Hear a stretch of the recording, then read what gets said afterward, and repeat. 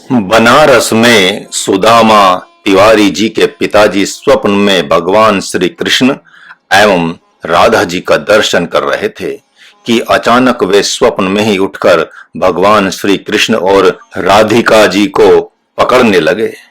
भगवान राधिका के संग पीछे की ओर हटते गए तथा वे उनका पीछा करते करते घर से दूर चले गए। बच्चों ने देखा कि वे कहते जा रहे हैं कि चलिए चलिए कहां तक जाएंगे, मैं तो पकड़ ही लूंगा। बच्चों ने उन्हें पकड़कर झकझोरा एवं पूछा कि कहां जा रहे हैं, क्या कह रहे हैं। तो वे जग गए और कहा, अरे मैं यहां कैसे आ गया, मैं तो स्वप्न देख रहा था।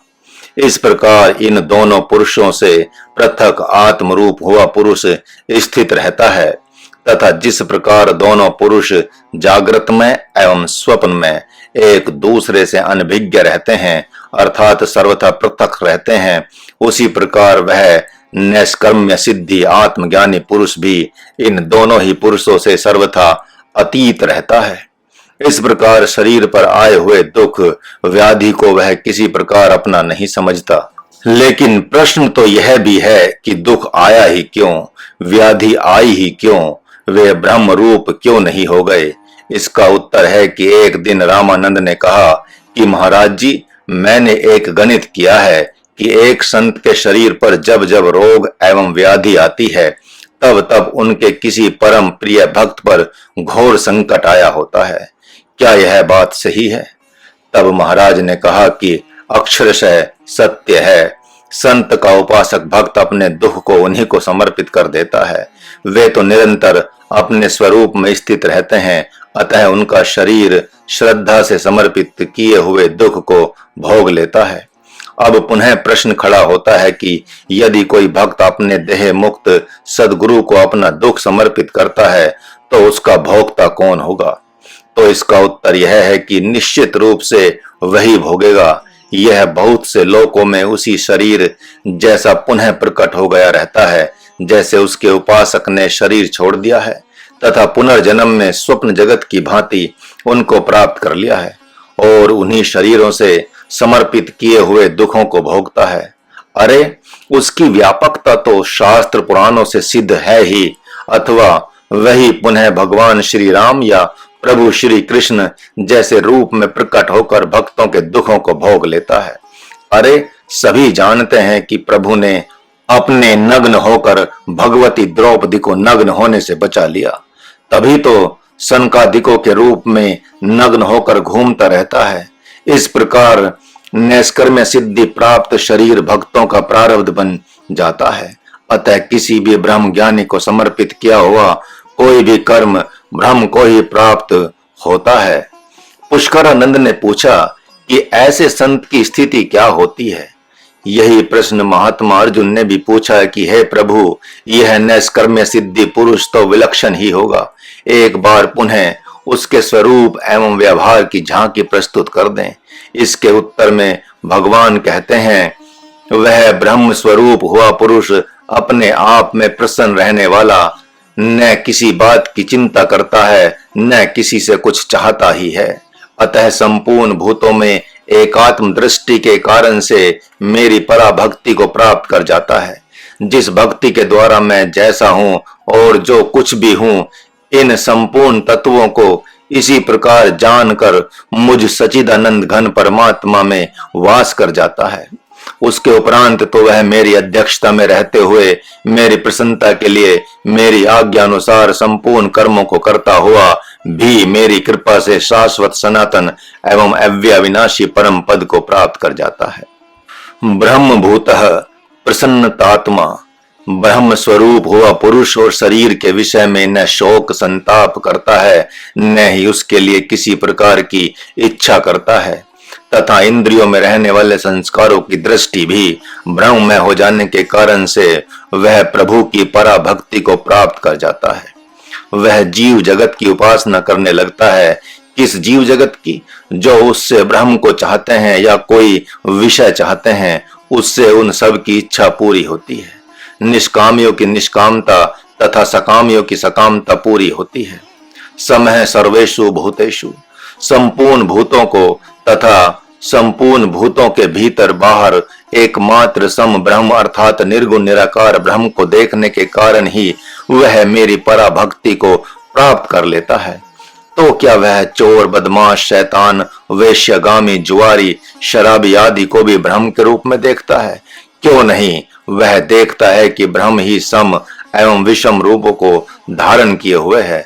सामान्य भक्ति, विशेष भक्ति, अपरा भक्ति, परा भक्ति का स्वरूप पूर्व के अध्यायों में भली भांति प्रकाशित किया गया है। अपर ब्रह्म की उपासना करने के कारण से साधक अपरा भक्ति को प्राप्त करता है। माता पिता, भाई बांधव, हित मित्र, सुहृद, वैरी, भले बुरे, पशु पक्षी, कीट पतंगे, देवता, गंधर्व, किन्नर, नाग, यक्ष, राक्षस, भूत प्रेत आदि जो विषम ब्रह्म है, उनके प्रति देव भावना करना ही अपर ब्रह्म की उपासना करना है। इस प्रकार अपर ब्रह्म की उपासना करते करते वह आगे बढ़ जाता है।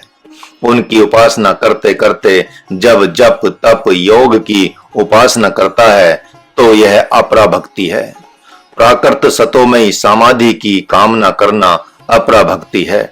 ज्योतिर्मय ध्यान, नाद योग में ध्यान लगे, ऐसी कामना करना अपरा भक्ति है। एक समय में साधक के दो भाग हो जाते हैं। एक भाग से मातृ देवो भवः, पितृ देवो भवः, आचार्य देवो भवः आदि की भावना से भक्ति करता रहता है। चाहे भले ही उसकी मां कुलटा हो, पिता दुराचारी हो, उनके दोषों पर ध्यान न देकर अपने कर्तव्य का निर्वहन करना, भगवान की कामना से उनकी सेवा शुश्रूषा करना, यह अपरा भक्ति है। दूसरे भाग से जप तप योग करना, यह अपरा भक्ति है। इस प्रकार दोनों रूपों से अपर ब्रह्म की उपासना करते करते जब ब्रह्म अनुभूति होने पर अपर ब्रह्म भाव से भी संन्यास ले लेता है, तब वह मद भक्ति लभते पराम, मेरी पराभक्ति को प्राप्त कर जाता है। वह ब्रह्म अपरा से परे है, इसलिए परा कहलाता है। इसी न्याय से अपर ब्रह्म एवं पर ब्रह्म ये दो नाम वेदों पुराणों में सुविख्यात हैं। यह परम ब्रह्म अपरा ही की आत्मा है, जप की आत्मा है, तप की आत्मा है, योग की आत्मा है, ध्यान की आत्मा है, समाधि की आत्मा है। इस न्याय से वह सबसे परे है। अतः वह परम रूप हुआ पुरुष अपने आप में स्थित हो जाता है तथा पराभक्ति को प्राप्त होकर वह गा उठता है, भजू निज रूपम, भजू निज रूपम, भजू निज रूपम दूरम दूरम। भज का तात्पर्य होता है खाना तथा ग्रहण करना। भज का तात्पर्य होता है भजन करना अर्थात स्मरण करना। इस प्रकार पराभक्ति का तात्पर्य है सर्वत्र सब रूपों में स्वयं को ही देखना तथा निर्गुण निराकार एवं सगुण साकार रूप हो जाना। भक्त्या माम भी जानाति, इसी पराभक्ति से अपनी शक्ति सामर्थ्य को भली भांति जानकर अपने ही स्वरूप में विचरने से नैष्कर्म्य सिद्धि हुआ, कर्म सिद्ध हुआ, ज्ञान सिद्ध हुआ, संत तत्काल ही परम निर्वाण रूप हो जाता है। महात्मा अर्जुन को कौतूहल पर कौतूहल हो रहा है। वे यह सोचने के लिए विवश हो जाते हैं कि क्या यह सिद्धि गृहस्थों को भी प्राप्त होती है। हाँ, इस अध्याय में भगवान नारायण ने अब तक संन्यास योग की ही प्रस्तावना की है। अतः गृहस्थ आश्रम में होने के नाते पराभक्ति के प्रति लोभ होना स्वाभाविक है। अब तक उन्होंने जान लिया है कि मुझे अभी गृहस्थ आश्रम में ही रहना है। इसी से उनके मन में ऐसा विचार आया है। प्रभु ने उनके मौन प्रश्न का उत्तर देते हुए कहा, हाँ हाँ क्यों नहीं, यदि राजा जनक जैसा कोई मुमुक्षु घर में है तथा उसे अष्टावक्र जैसा सन्यासी गुरु मिल गया तो वह पराभक्ति वहीं प्राप्त हो सकती है। कैसे? सर्व कर्मण्यपि सरदा, जैसे सन्यासाश्रमी ब्रह्मचारी प्रतिपल सद्गुरु की आज्ञा अनुसार त्याग वृत्ति एवं ग्रहण वृत्ति के साथ रहता है और उनकी महती कृपा से पराभक्ति को प्राप्त करता है, वैसे ही सदगृहस्थ भी अपने स्वरूप और सद्गुरु के अनुसार ही अपने कर्म धर्म का निर्णय करता हुआ तदनुसार व्यवहार करता है तो वह पराभक्ति को प्राप्त हो ही जाता है।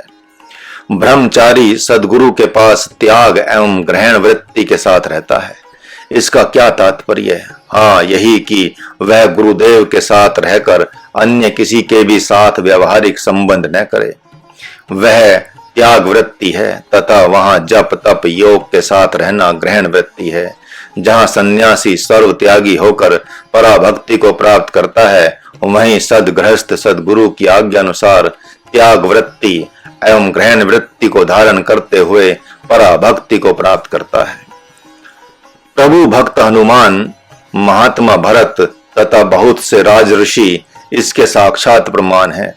हनुमान जी के तो भीतर बाहर राम है, हृदय के भीतर में तो राम नाम और बाहर साक्षात राम रूप। ऐसी परम भक्त शक्ति एवं पराभक्ति से संपन्न हनुमान जी ने यदि लंका को जला दिया तो क्या बड़ी बात है। अंगद जैसा सामान्य भक्त भी प्रभु नाम जैसे सद्गुरु की आज्ञा पाकर पराभक्ति की ओर बढ़ जाता है। जिसके हृदय में सुग्रीव के प्रति महान ईर्ष्या एवं द्वेष भरा हुआ है, यह समुद्र तट पर कहता है कि हे जामवंत, यह निश्चित हो गया है कि कोई समुद्र के उस पार लंका में नहीं जा सकता एवं भगवती सीता का पता किए बिना लौटने पर तो सुग्रीव मार ही डालेंगे। इसलिए मैं यहीं अनशन करके भगवान के नाम पर प्राण त्याग दूंगा। जिस अंगद ने ऐसा कहते हुए जामवंत जैसे भक्त की आज्ञा का उल्लंघन कर दिया था, उसी ने जब प्रभु श्री राम से रावण के दरबार में जाने की आज्ञा पाई तो किंचिन मात्र भी लौटने में संदेह नहीं किया, अपितु कहा, स्वम सिद्ध सब काज नाथ मोहि आदरु दियौ। वह जान गया कि प्रभु की आज्ञा में ही शक्ति का वास है, अतः लंका से त्रिलोकपति रावण को पराजित कर त्रिलोक विजेता होकर लौटा। इस प्रकार वह भक्त प्रभु की आज्ञा अनुसार कर्म करता हुआ तथा फल को समर्पित करता हुआ परम शाश्वत पद को प्राप्त कर जाता है। इस न्याय से यदि किसी के जीवन में दुख कष्ट है तो उसे जानना चाहिए कि कहीं न कहीं उसने सद्गुरु की आज्ञा का उल्लंघन किया है। सद्गुरु की आज्ञा अनुसार चलने वाले के ऊपर यदि ब्रह्म हत्या भी आक्रमण करे तो वह भी उस भक्त की परम श्रद्धा एवं विश्वास के कारण उसे प्रणाम कर लौट जाती है। महाराज कहां तक कहे, प्रभु उस भक्त के लिए ब्रह्म हत्या को भी प्रसाद बना देते हैं, चाहे वह भक्त संन्यास आश्रम में हो या गृहस्थ आश्रम में। प्रभु अर्थात सद्गुरु की कृपा प्रसाद से ही वह शाश्वत पद को प्राप्त कर जाता है। प्राय एक संत कहा करते थे कि आजकल लोग साधना पर बड़ा विश्वास करने लगे हैं, जबकि यह आवश्यक नहीं है कि उनकी साधना सिद्ध हो ही जाए, क्योंकि वह लंबे समय की अपेक्षा रखती है। अतः अपने सद्गुरु की सेवा शुश्रूषा करके उन्हें प्रसन्न रखना चाहिए तथा जब वे प्रसन्न होकर वरदान मांगने को कहे तो आत्मपद को मांग लेना चाहिए, क्योंकि संत एवं सद्गुरु की सिद्धि समर्पित भक्त के लिए ही हो जाती है। निर्वाण रूप हो जाने के उपरांत तो वह उन्हीं भक्तों के लिए शरीर धारण किए रहता है। मास परायण 29वां विश्राम। अब तक प्रभु ने महात्मा अर्जुन के साथ साथ समष्टि उपदेश किया है। अब पुनः उनका संवाद एकमात्र भक्त अर्जुन के लिए ही होने जा रहा है। यह बात अलग है कि साधक एवं भक्त उसे अपने लिए स्वीकार कर लेंगे। संपूर्ण गीता शास्त्र का उपसंहार एकमात्र अर्जुन के प्रति करके भगवान उन्हें महत्व बढ़ाई देना चाहते हैं। ऐसा करे भी क्यों नहीं, क्योंकि उन्हीं के निमित्त से तो संतों साधकों एवं भक्तों को गीता रूप सगुण ब्रह्म की प्राप्ति हुई है। ऐसे महात्मा अर्जुन को महाराज भी शत शत नमन करता है। आए अब भगवान का महात्मा अर्जुन के प्रति लाड़ प्यार दुलार एवं लताड़ भी देखें। हे पार्थ, आज तुम अपने चित्त को मेरे चित्त में ही आहुति दे दो और मेरे ही आश्रित होकर मेरी आज्ञा का पालन आज से ही प्रारंभ कर दो। इस प्रकार अहर्निश इस कर्म योग के साथ तुम मेरे शरणागत हो जाओ।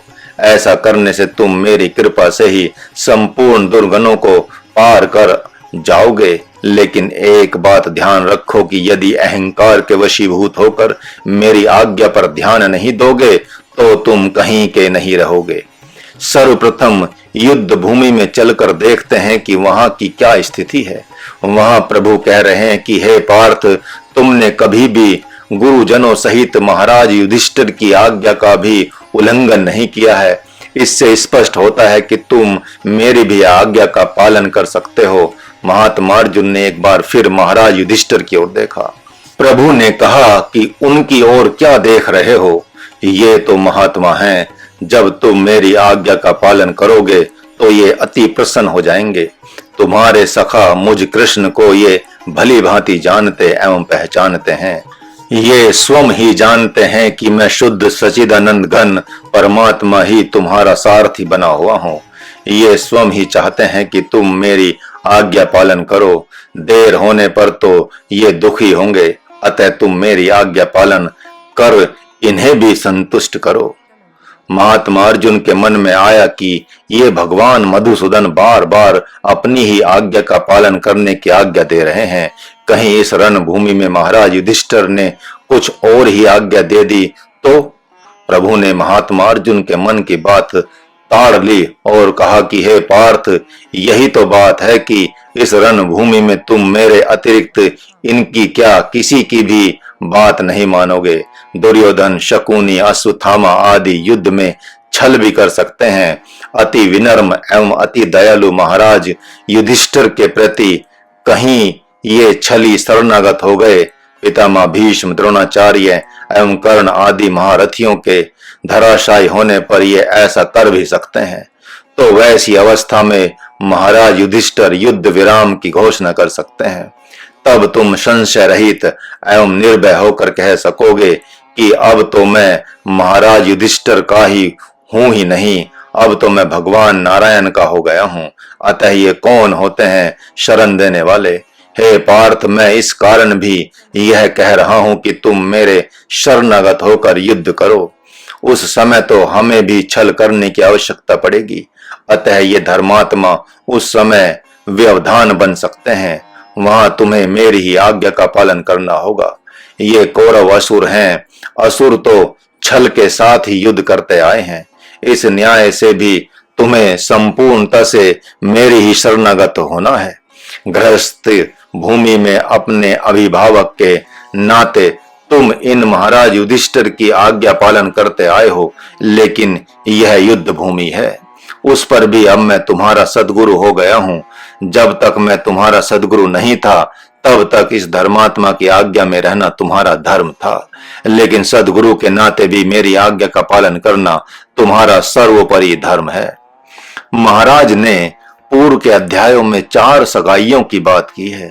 5 से 12 वर्ष तक बच्चे की सगाई अर्थात मित्रता, 12 से 18 वर्ष तक पुत्र की माता और पिता से सगाई, 18 से 20-22 तक धर्म पत्नी के साथ सगाई तथा उसके उपरांत सदगुरु से सगाई। सदगुरु के मिल जाने के उपरांत किसी भी सगाई का महत्व नहीं रह जाता। इस मंत्र के द्वारा प्रभु ने चेतसा सर्वकर्माणि कहा है, मनसा सर्वकर्माणि अथवा तनसा सर्वकर्माणि नहीं कहा। चेतसा सर्वकर्माणि अर्थात हृदय से संपूर्ण कर्मों को मेरी आज्ञा अनुसार मेरी प्रसन्नता के लिए ही करना।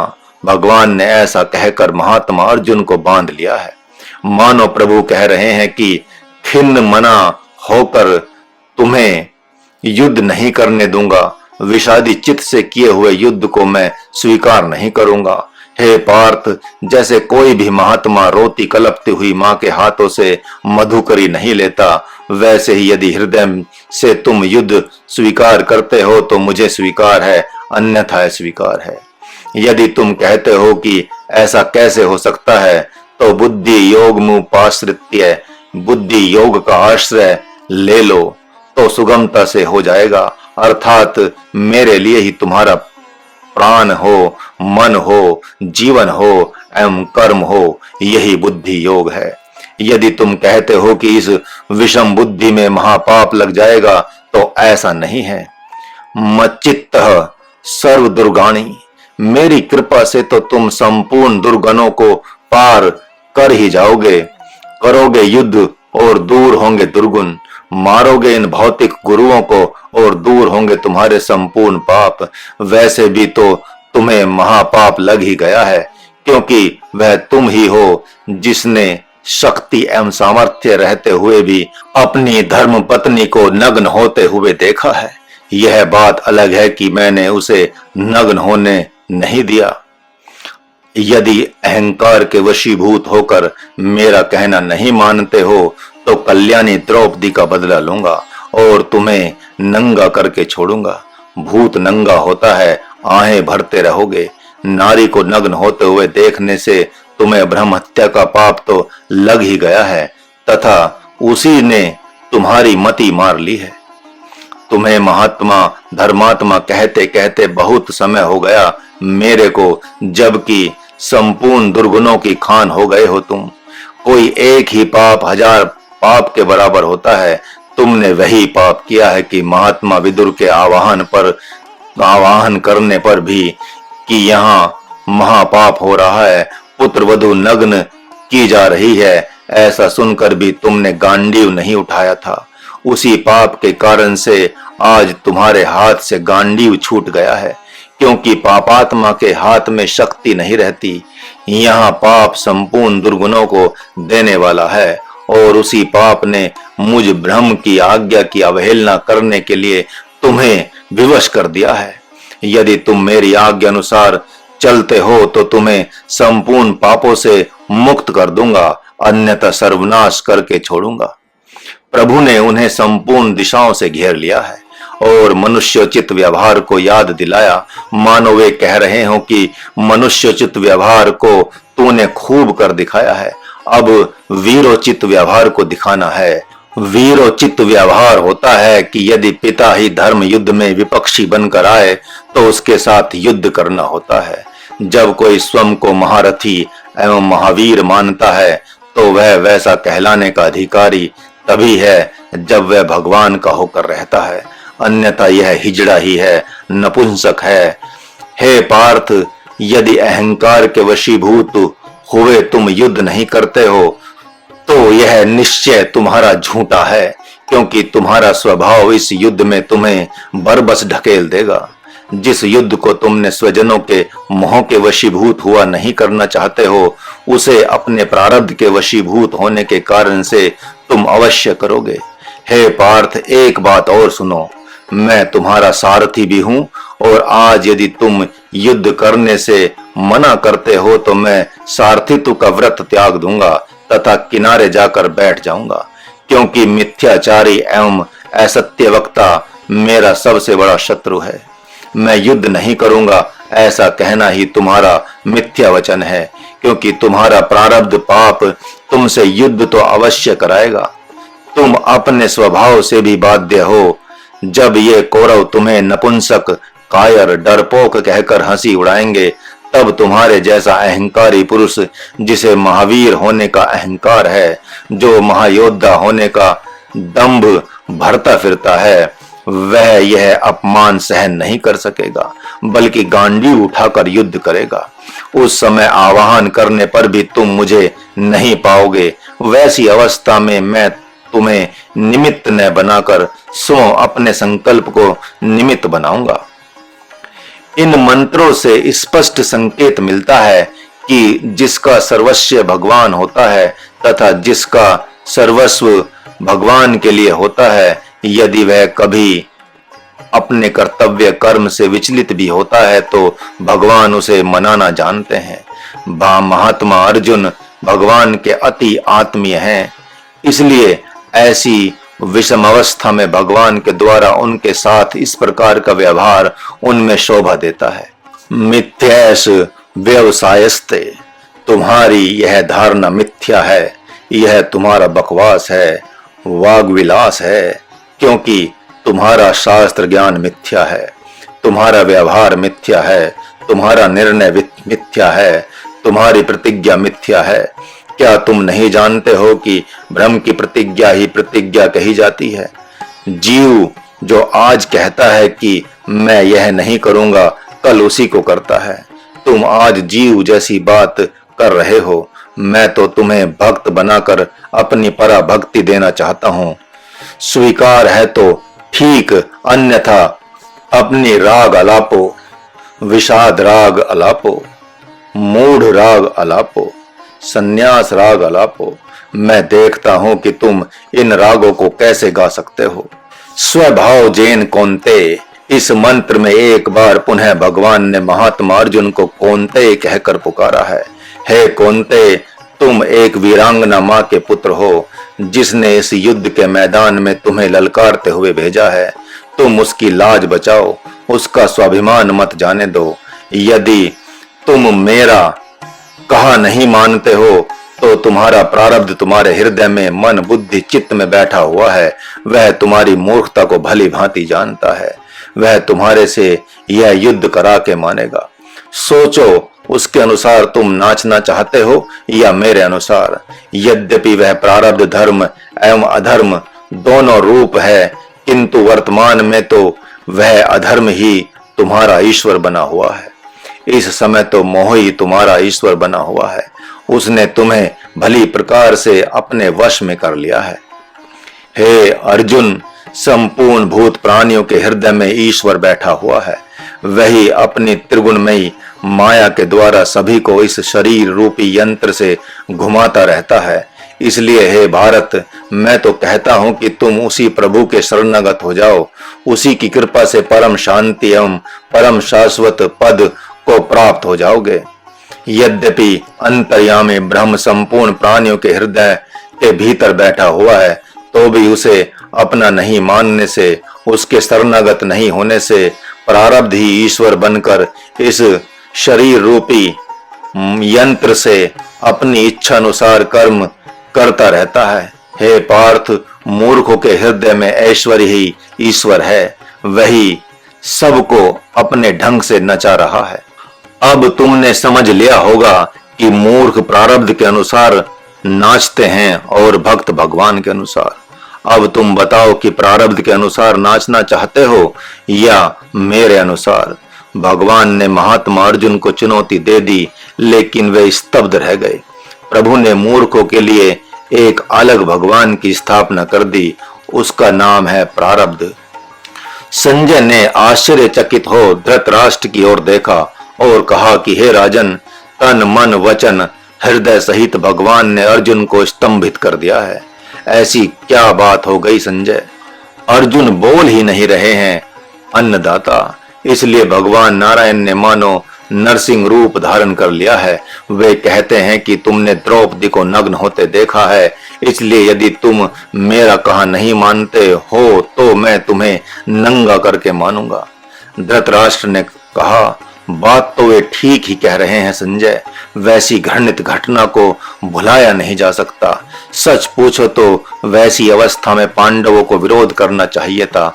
ऐसा करने से कम मेरे मूर्ख पुत्र मेरी पुत्र मधु की ओर आंख उठाकर देखने का साहस तो नहीं करते। हाँ तो देखो संजय, यह क्षण देखने योग्य है। देखो ऐसे क्षण में क्या स्थिति बनती है, परिणाम रूप फल क्या होता है। मेरा अनुज पुत्र अर्थात अर्जुन समर्पित होता है कि नहीं? संजय ने पूछा कि आप क्या कह रहे हैं राजन, समर्पित होना चाहिए अथवा नहीं? धृतराष्ट्र ने कहा, मैं निर्णय नहीं कर पा रहा हूं संजय। तुम तो भली भांति जानते ही हो कि इस समय मेरी बुद्धि मोह से ग्रसित हो गई है। यह भला क्या निर्णय करेगी? तो ठीक है राजन, अभी निर्णय हो जाता है। आप समय की प्रतीक्षा करें। यहाँ स्पष्ट है कि साम दाम दंड भेद ये चार गृहस्थ आश्रमोचित नीतियां हैं। राजा के द्वारा ये विशेष रूप से ग्राह्य हैं। भगवान महाराजाओं के भी महाराज हैं, अतः उन्होंने अवसर पाकर इन्हीं नीतियों से अपने परम प्रिय अर्जुन को समझाने का प्रयास किया है। जब वे नहीं समझ पाए तब प्रभु ने यह प्रलोभन दिया कि तुम्हारी विजय तो सुनिश्चित है, तुम व्यर्थ में शोक संताप क्यों कर रहे हो? किंतु भक्त अर्जुन प्रलोभन में नहीं पड़ रहे, क्योंकि वे लोभी तो थे ही नहीं। उनके द्वारा युद्ध करने से मना करना तो व्यवहारिक धर्म के अंतर्गत ही था, भले ही वह मोह से उत्पन्न क्यों न हो। उसके उपरांत भी जब महात्मा अर्जुन मौन ही रहते हैं, तब भगवान ने दंड नीति का प्रयोग किया है। उन्होंने कहा कि तुमने स्वयं से ही महादुर्गुण महापाप रूपी नदी बहाई है। मेरी कृपा के बिना तो उस नदी को तुम पार कर ही नहीं सकते। यदि तुम कहते हो कि वह कौन सी पाप रूपी नदी है जिसे मैंने बहाया है, तो सुनो, सामर्थ्य होते भी यदि किसी नर पशु द्वारा बलात् किसी नारी को नग्न होते हुए कोई देखता है, तो उस पुरुष को अंधा होने का पाप लग जाता है। वैसी स्थिति में उसके सारे के सारे पुण्य उस नदी में बह जाते हैं। तुमने नहीं देखा कि कल्याणी द्रौपदी ने अंधे का अंधा होता है कहकर एक ऐसी नदी बहाई जिसमें वह स्वयं बहने लगी। यदि मैं नहीं होता तो उसे तो असुर बहा ही ले गए होते। प्रभु ने पुनः कहा कि जो सामर्थ्य होने पर भी समय अनुसार नहीं बोलता, उसे गूंगा होने का पाप लग जाता है। इस न्याय से तुम्हें गूंगा होने का भी पाप लगा है, तभी तो तुम वाचाल हो गए हो, बकवास करने लगे हो, शास्त्रों के बहाने अपने मोह को धर्म बता रहे हो। भगवान ने एक बार पुनः महात्मा अर्जुन के संपूर्ण सिद्धांतों को धराशायी कर दिया है। अब अर्जुन मौन हो गए हैं। अतः भगवान ने कहा, स्वभाव जैन कौन्तेय, जिस प्रकार संपूर्ण प्राणी अपने स्वभाव के वशीभूत हैं, उसी प्रकार तुम भी अपने स्वभाव अर्थात प्रारब्ध के ही वशीभूत हो।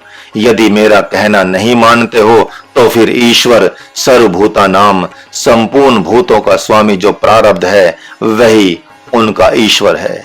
वही तुम्हारा भी ईश्वर बन जाएगा और अपने अनुसार तुमसे कर्म करवाता रहेगा, यहाँ तक कि वह तुम्हारे द्वारा युद्ध भी कराएगा।